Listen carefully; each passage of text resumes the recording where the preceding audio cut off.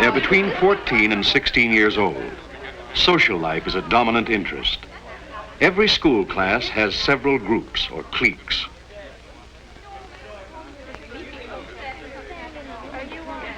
This boy's name is Rod Hunter, an unusually popular adolescent. He's a three-letter athlete, he's intelligent, and comes from a family with good income and high social prestige. Rod is the leader of the clique, which dominates the social life of the school. Here's Ben, a boy whose background could be described as lower class. But his exceptional talent, his intelligence, his determination, and his social know-how have all brought him almost total acceptance among the clique. Psychologists call him a climber. Then there's the middle case, Susie Summers. She belongs to the clique and has lots of friends. She doesn't enjoy quite the same popularity as Rod, perhaps because she is close rivals with her elder sister and lacks a sense of security. And the exception to the general rule, the voluntary isolate, Peter McGibbon, the boy who doesn't really want to get into the clique and is happy following his own pursuits. Our fringe case, Marian Ellsworth. She seems to qualify for acceptance by the clique, though somehow she hasn't quite made it. But let's watch these teenagers in action. I don't know. Hello, Janie. Sit down here. Oh, Susie, I can hardly wait till Saturday night. I got the cutest new dress to wear to your party. Oh, I just love it. What's it like? Oh, it's blue and it's got a really... Boy, the wheels are sure buzzing today. You think nothing ever happened around the school except what they do. We'll be hearing about that party for weeks. Oh, you have to admit, hardly anything does happen except the things they run. I'll be glad to get out of this school where one bunch runs everything. What party are you talking about? Don't tell me you haven't heard. Susie Summers is giving a party Saturday night for the social set of our class. I thought you'd be asked, Marian. We used to know Susie real well, and you lived in the same street and everything. We used to get together when we were in junior high, but I haven't seen her much lately. Well, she'll probably ask you. I heard her asking Ben. Maybe she won't ask Marian. I heard she was giving all the invitations out today. She must have asked just about everybody already. Well, it's for sure that you and I won't be asked. Hey, Clara, listen, let's get some kids together Saturday night, you know, and go to a movie. Gee, I wonder if Susie will ask me.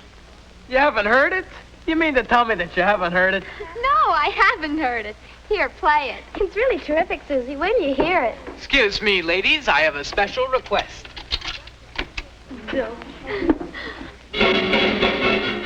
Kids in that gang sure have a lot of fun.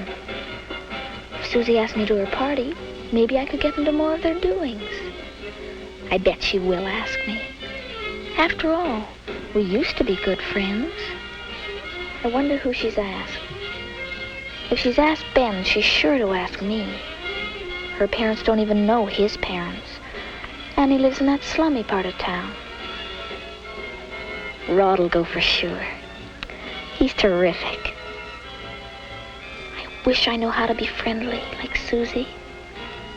I wish I wasn't so shy. I never know what to talk about. Hey, look at the time. I gotta get home. Yike, come on. Are you coming, Marian? I think I'll stay and finish my Coke. Sure. Bye, Marian. Bye.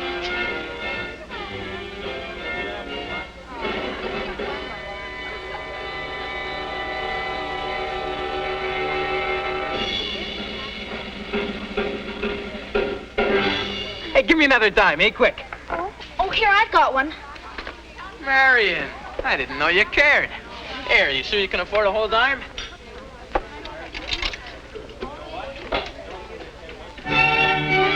Oh, what kind of dopey music's that? I'm sorry, Nobody listens to that crummy band anymore. Ben, you coming? Yeah, I'm with you, man. Oh, would you care to minuet?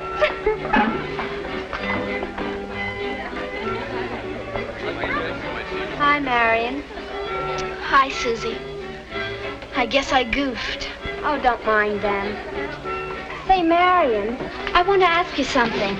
Some of the kids are coming over Saturday night. Sue, if you want to ride home, you better hurry up. Dad's waiting for us outside. Oh, gee, wait for me. I'll be right there. Oh, Marian, I'll call you tonight.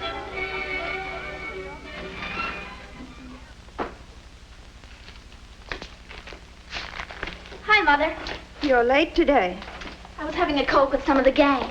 The vegetables are done, dear. Would you mash them for me? Eric, I think it's time Danny went home. His mother will be wondering where he is. what time is it, Mrs. Ellsworth? It's time to go home, Danny. Mother, I was wondering whether I could have some of the gang over some night for a little while. Marian, a bunch of teenagers with one of those noisy record players. They'll want something to eat. Really, Marian, it's all I can do to keep the house clean and the family fed without parties for teenagers. A lot of the kids have parties, and their parents don't mind. Susie Summers is having a party this Saturday night, and she said she'd ask me. But if I don't have them over here once in a while, well, they'll think it funny, and they won't ask me to their parties. Marian, it takes a big house and a lot of money to hold a party for a lot of teenagers. It wouldn't have to be very many. No, I'm afraid not, Marian. It's too much work and worry and money. Hi, Dad. Hi, son. Hello, dear. Hi, Marian. What's too much work and worry and money? Oh, Marian has some idea about having a bunch of teenagers over some night. And I told her after a long day, I haven't the strength to cope with all the food and everything. It wouldn't be any trouble for you, Mother. I could make sandwiches. And besides, it costs money to feed all those young people. You don't seem to mind when Eric brings home all his friends. You feed them, and you don't mind the work then. Boys are a lot easier to cope with than girls. Some of those girls in your class come from real fancy homes. And you can bet they'd notice everything here and go right home and tell their families. Well, I'm not having those girls in here unless I can do things properly. Certainly won't entertain with just a few sandwiches. I'd have to bake and go to a lot of trouble. Mother, you don't understand. The kids don't expect their mothers to go to a lot of trouble. They just want Cokes and stuff like that. Evelyn, maybe Marian's got something there. Those kids don't want you to fuss. They like informality. Mal, you're a man. You have no idea the work that goes into the simplest party. You'd better wash up now. I'm ready to serve dinner. More pie, Marian? No, thank you, Mother. I have to watch my weight. What nonsense. The way you girls carry on about your weight. It's a wonder you have any energy at all. Here. I don't want you getting sickly and thin. How are you getting along at school these days, Marian? I don't mean your schoolwork. I mean the social life. Susie Summers is having a party this Saturday, Dad. She all but invited me this afternoon, but she said she'd telephone me tonight. That's wonderful. Sounds like a lot of fun. She's going to call tonight? That's what she said. It's no trouble for the Summers to entertain. They've got a big house. Can I go now, Mom? Yes, Eric, run along. You haven't seen much of Susie lately, have you? I used to think you two were great pals. I know. I seem to have gotten out of touch with the gang somehow. Actually, I was kind of surprised when Susie mentioned her party to me. But I guess she still feels we're friends. Of course she does. Mother, may I be excused? I have some homework to do.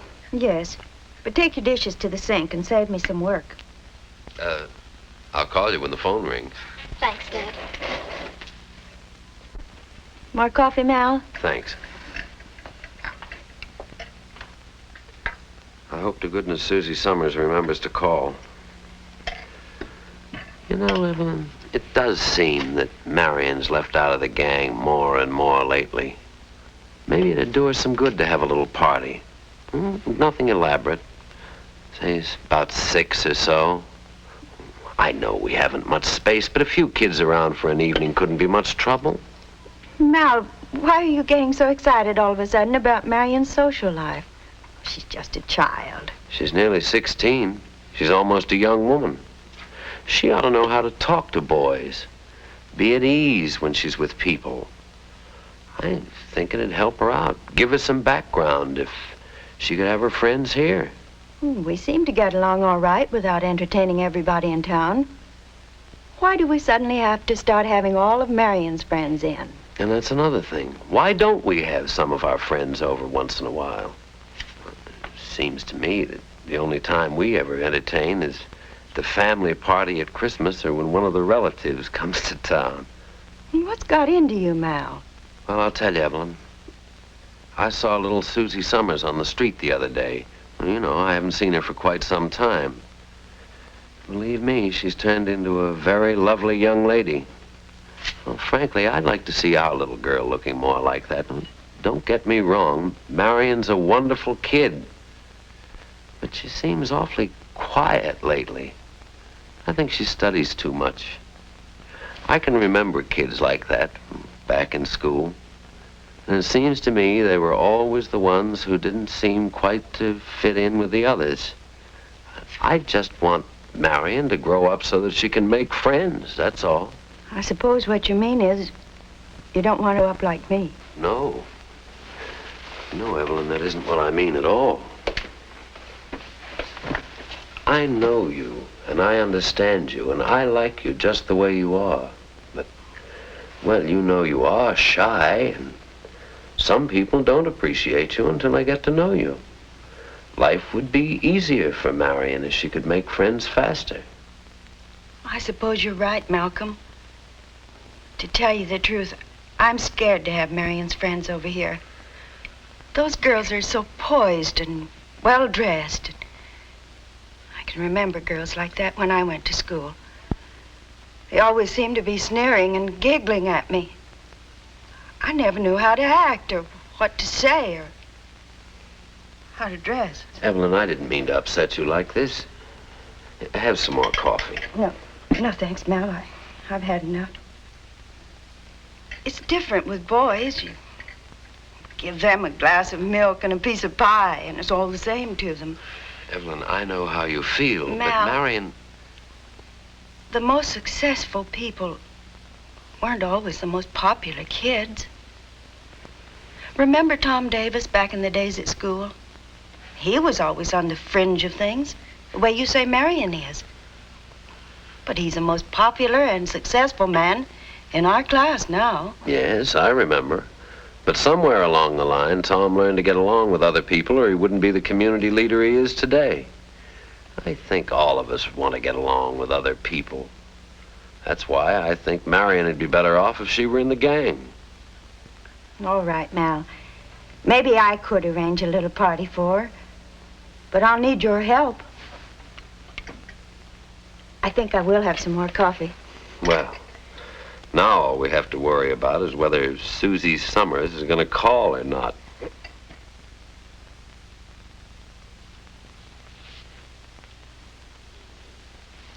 Now, where'd that extra man come from? Oh, gee, I almost forgot Marian Ellsworth. I didn't even think of her until I saw her this afternoon. Susie, you're not going to invite her.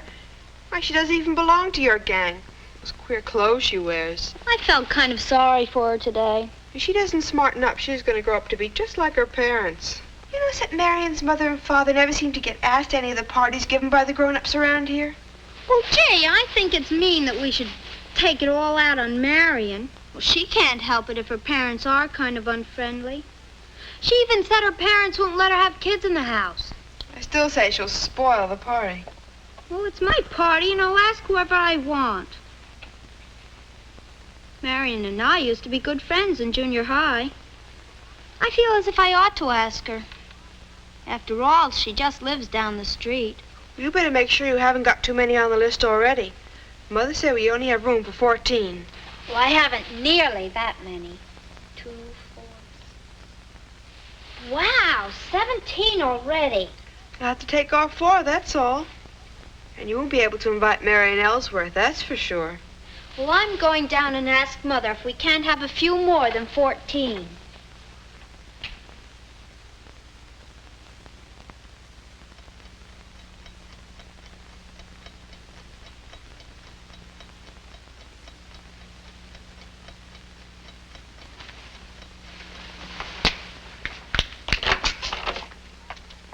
Mother? What is it, Marian? Was that the phone? No, dear, I'll call you.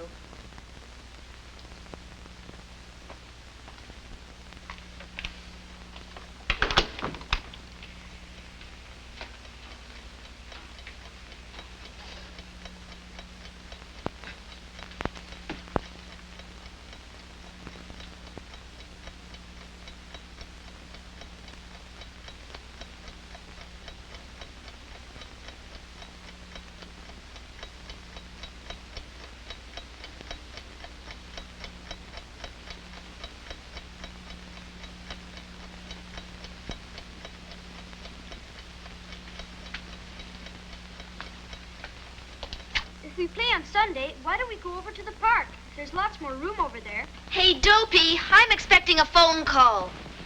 It's time you were in bed anyway. Ah, keep your shirt on. That was just my sister.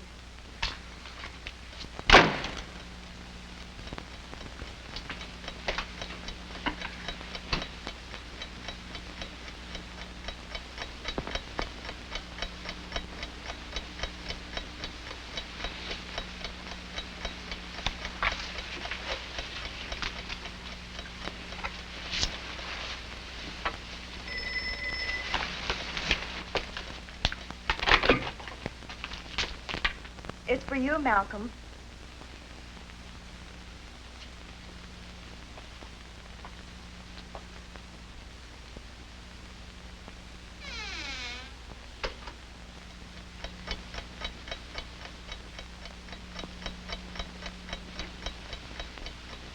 Marian? Marian, Yes, Mother? it's time to go to bed. Yes, Mother.